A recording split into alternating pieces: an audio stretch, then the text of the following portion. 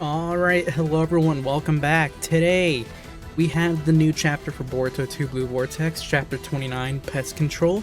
Let's go ahead and jump right into it, starting off with the cover review. And I have to say, this is one of the best covers we have gotten. It might be the best cover we have gotten for Boruto 2 Blue Vortex. We finally get to see the Karma back in action on Boruto. We get this sweet look with him, just kind of, staring off at us. He doesn't have his cape on, which is kind of interesting. It's very weird to see him without the cape, I won't lie. The look definitely takes some getting used to, because now he's just kind of like wearing like a normal jacket. But yeah, I still think it looks good. I always love seeing the Karma. I think the Karma is one of the best design traits in all of the Naruto Boruto franchise. I just think it looks super cool, especially when it has the colored blue or the red or the white that we've seen from Code and Kawaki. I just think it's a super dope look, especially here with the scarred eye, with the way the Karma line goes over the scar. Overall, very cool, very exciting. So let's go ahead and jump into the actual chapter. So with this chapter, we're going to get not too many developments, it's mainly just action, which isn't a bad thing. I actually quite enjoyed it. But to start off with, we do start off with the flashback, going back to when Boruto and Mamushi made their agreement. The agreement that we are talking about is when Boruto promised that he'd give Mamushi his body in exchange for helping him defeat the tree clones and killing Jura once and for all. This basically amounts to them just gives us a little bit more insight into what happened, because we did cut away from the conversation early after Boruto gave the suggestion of giving up his body, and it's basically just saying, look, neither one of us can lie to each other because we're connected via our thoughts, so I'm telling you the truth. If you let me achieve my goal of defeating these tree clones, you get my body. Because right now, all you want to do is have me get killed so that way you can disappear, because right now you're stuck. But with my body, you'll be allowed to do whatever you want. And Mamushi agrees to this, but he does call out Boruto, saying, because our thoughts are connected, I know that you plan for Kawaki to come kill me as soon as you set me free. And Boruto doesn't really say anything to this, he just asks Momoshiki, so, are you gonna help me or not? And in response, Momoshiki activates the Karma for Boruto, saying, use the Karma and anything else you want. Now go out there and finish your job. So very interesting to see how Momoshiki is just like, you know what? I can deal with Kawaki. I can deal with him. So go ahead, do what you want, as long as I get my end of the deal. And it looks like Boruto is dead set on giving it to him, because like I said, they can read each other's thoughts. So right now, Boruto's only plan is having Kawaki kill him after Momoshiki takes over his body. There's no other plan here. So that leaves quite a bit up to, I mean, you could say maybe Koji has informed Boruto what would happen, but wouldn't Momoshiki already know that from listening in? So you have to wonder, is this really all Boruto's thinking of, or is he thinking, but you have to realize, if he's thinking about something else, Momoshiki will know. So it really does seem like Boruto's is dead set on basically committing a suicide pact here. The moment he gets what he wants, Kawaki finishes the job by killing him, and there you go. The world is quote-unquote saved again. But regardless, we cut back to Boruto facing the Mamushi clones, and we get this panel right here that very closely resembles the cover, except he has the cape on this time, and I think, like I said, the cape, it just looks so good on him. So I like the way this looks a lot, especially with the black and white. It's aura. It's just straight up aura. And then one of the Mamushi clones try to attack Boruto, and we get a fan service shot of Mamushi here, which I was not expecting. Boy is flatter than Kansas. But regardless, Boruto ends up completely destroying that clone by using a Rasengan. Not even powered up by the Karma, it's just a pure Rasengan that completely eviscerates the Mamushi clone. Then Boruto quickly moves in, throws a pair of shuriken into one of the clones' eyes. Then he uses Flying Raijin God to teleport behind them all and cut all of their heads off right at the eyes.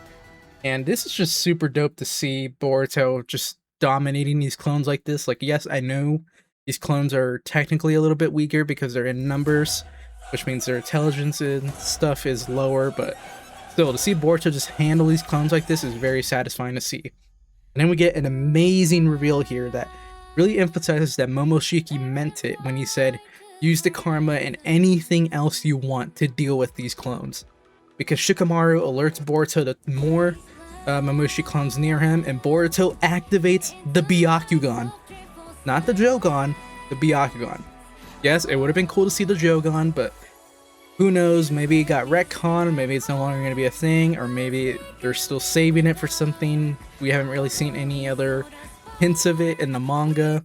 It's only been the anime that's been hinting at it, so who knows. But regardless, seeing Boruto use the Byakugan is really cool because, you know, his mother is a Hyuga, is Hinata, so him being able to access the Byakugan even though he doesn't naturally have it is super dope to see. And the way he uses it here is actually quite cool. So he uses the Byakugan to see through and find the Mamushi clones through the walls.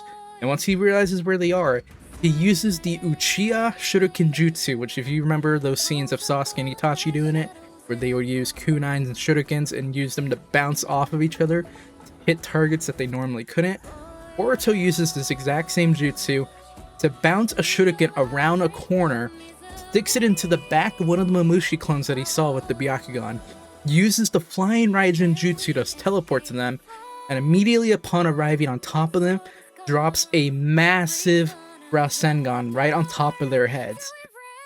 Super fucking cool to see. This is so hype in my opinion to see Boruto using this. He uses the power of Momoshiki's karma, the Byakugan, and the massive Rasengan. I'm gonna go ahead and say that's Momoshiki's, or the karma's power doing that, because as far as I'm aware, I don't remember Boruto ever using the massive Rasengan outside of being in the karma state. We then cut to Inogen, who alerts Shikamaru to more Mamushi clones appearing in a different sector, and Boruto is told to go report to there and help clear them out from that area as well. And Boruto does deactivate the karma here, so even though he is allowed to use the karma free reign, it looks like if he doesn't need it in the moment, he will deactivate it, maybe to preserve energy or strength, or maybe it's because he still doesn't fully trust himself with it after so many years of not using it, is my opinion. But regardless, we cut to more Mamushi clones outside of the Hidden Leaf Village. They're realizing that Boruto is eliminating their numbers, and they decide that they need to hurry up and find Ada before this gets any worse. But as they're about to leave, two iron rods sprout from the eyes of one of the clones, and as they look up, they see Kawaki floating above them, very menacingly, and he announces that he's found more Mamushis, and he's engaging as he activates his karma. And we see Momoshiki, we see Kawaki absolutely go crazy here. The Mamushi clones fly up to him, and Kawaki, using his enhanced arm, just punches their heads clean off. He punches one off, and then he turns around, gives a backhand to another one, and he's just blowing their heads clean off. Like, they're not standing a chance here. One of the Mamushi clones tries to attack Kawaki from behind, but he turns around and quickly appears 4 iron rods straight in his head, 2 in his eyes, 1 in the brain, and 1 in the mouth, instantly taking out that clown. And then he summons a staff rod and uses that to quickly decapitate the rest of the Mamushi clones around him, and then he flies through them, piercing them all with his staff, and with that he easily takes out that group of Mamushi clones. But like I said, very action intense heavy chapter. Super cool to see Boruto and Kawaki going off with their karmas. Kawaki's being very brutal here, which fits his fighting style, but it's very cool to see him just literally just punching the heads off of these Mamushi clones and then using the iron rods to just quickly take out their eyes and stuff. Very cool to see. You can really see the difference between Kawaki's and Boruto's fighting style here, which I also really like. Boruto is definitely being more of like a shinobi. He's being more precise, using these techniques to get around them, while Kawaki is using more of just his brute strength with this enhanced arm and the power of the karma to just blow through these guys, literally just destroying them with impacts. Mamushi then decides that with Kawaki and Boruto trying to exterminate all their numbers, what they need to do is duplicate even more and try to find Ada and grab the attention of as many people as they can, possibly to cause some panic and mass hysteria. We then cut to Lord Kubo and Mitsuki. They're still in the middle of their interrogation. Kubo is asking Mitsuki that how was he able to get the cuffs off of Boruto considering that they were locked, and he should not have known the code. So who gave him the code? Konohamaru, knowing that the investigation is still going on and is right outside the interrogation room, is realizing what's going on here and realizes it's only a matter of time before Shikamaru's involvement with Mitsuki gets exposed. So Shikamaru asks Nishi, the police shinobi who's standing outside the door, if he can go back in and talk to Kubo because he forgot to mention something very important to him. We then cut to Sai, who is getting alerted by the sensory unit of what's going on outside with Mamushi and Boruto. Sai asks to be patched through to Lord Shikamaru, the 8th Hokage. We cut to Shikamaru, who's getting another message from the sensory unit asking them that, hey, Sai is trying to communicate with you.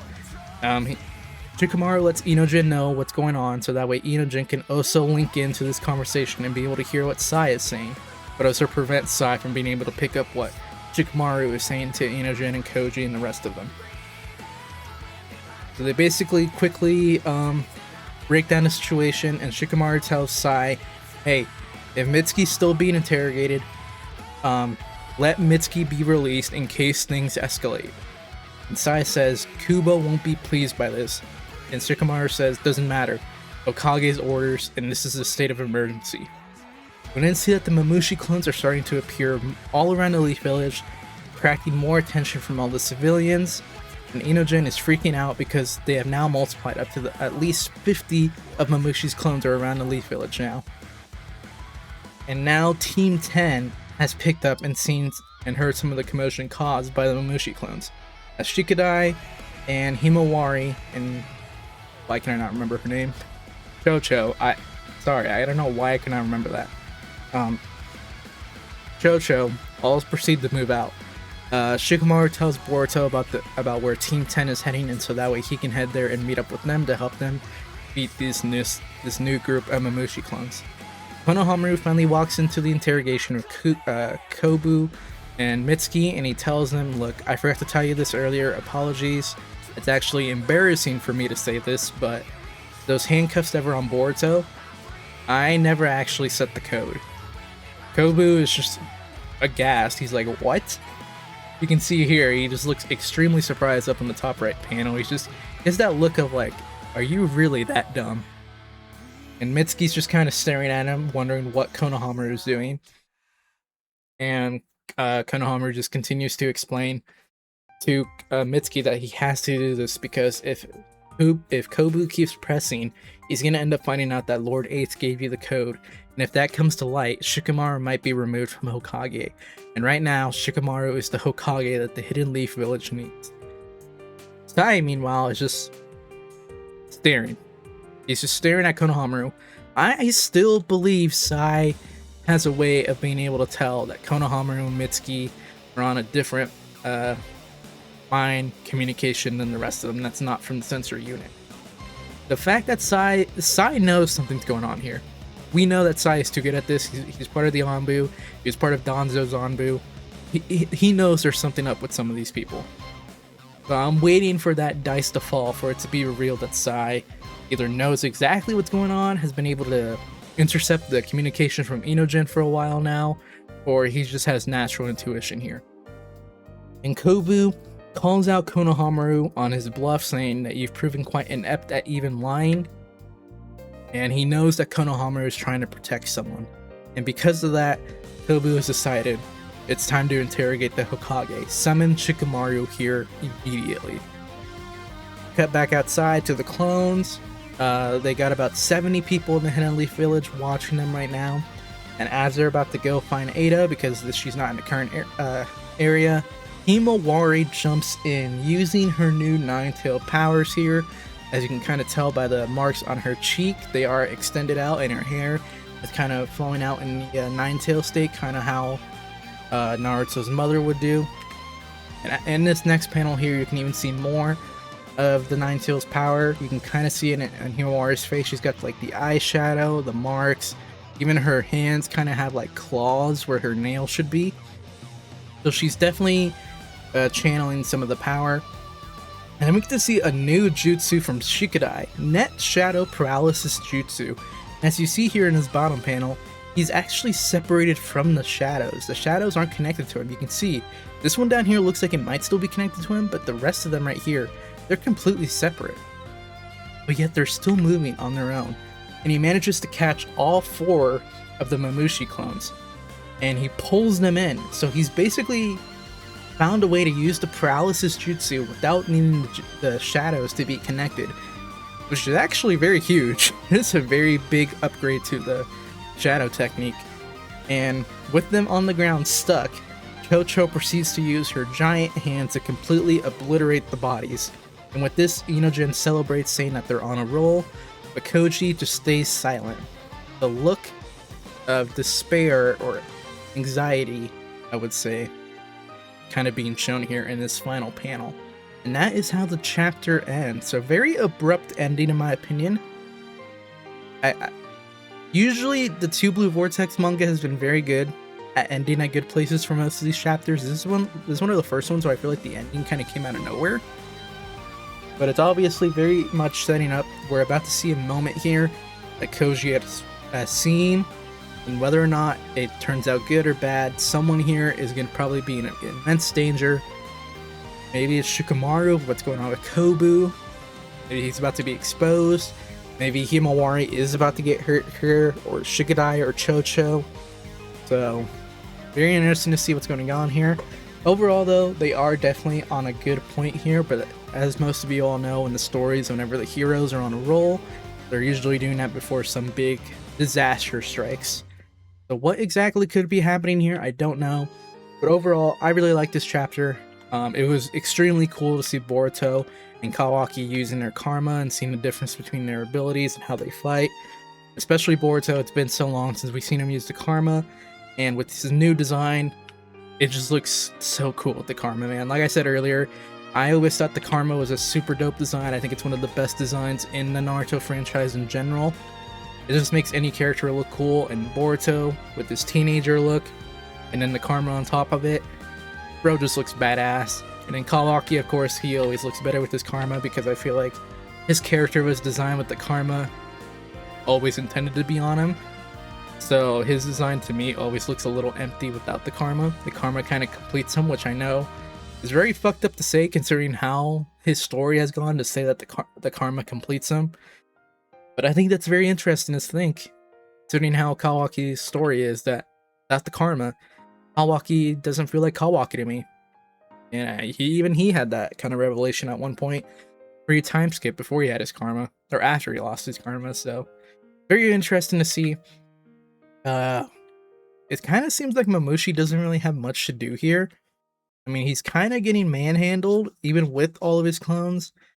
Obviously, something is being set up here. What exactly, I don't know. Maybe he's gonna find a way to show some power we haven't seen yet, or maybe he's gonna duplicate to the point where all the Mamushi clones don't have any intelligence and they start just overrunning everything with pure numbers. We'll have to wait and see. In terms of what I think might happen next chapter, I really don't know, man. There's that ending really didn't leave much to interpretation other than we're about to get a moment that Koji has foreseen, and what exactly that moment's going to be, who knows. I think the best prediction I can make for next chapter is that someone is going to seriously get hurt, possibly get close to death. I don't think Shikamaru is going to go to the interrogation, not in the middle of this crisis. So maybe Kubo will head directly to the Hokage's office himself to bring Shikamaru in for an interrogation, because I do not see Shikamaru leaving the Hokage's office if he doesn't, for any reason, even if Kubo does summon him. So yeah, we'll have to wait and see. But overall, I really liked this chapter. I thought it was really cool, even if it was very action heavy, so we didn't get too much story progression. It was very cool. I liked all the drawings for the actions. I thought they made a lot of sense. It was cool to see a return of like the massive Rasengan. Extremely cool to see Boruto using the Byakugan. I feel like that hasn't been talked about enough. Boruto using the Byakugan is amazing. I know a lot of people were disappointed that it wasn't the Jogan. I'm disappointed as well, because I've been waiting to see Boruto use it, but who knows, maybe it got scrapped, or it's still waiting for its moment to eventually appear in the manga. But regardless, Let me know what you guys thought of this chapter, and I will see you all next time for the next Boruto 2 Blue Vortex chapter. Peace out.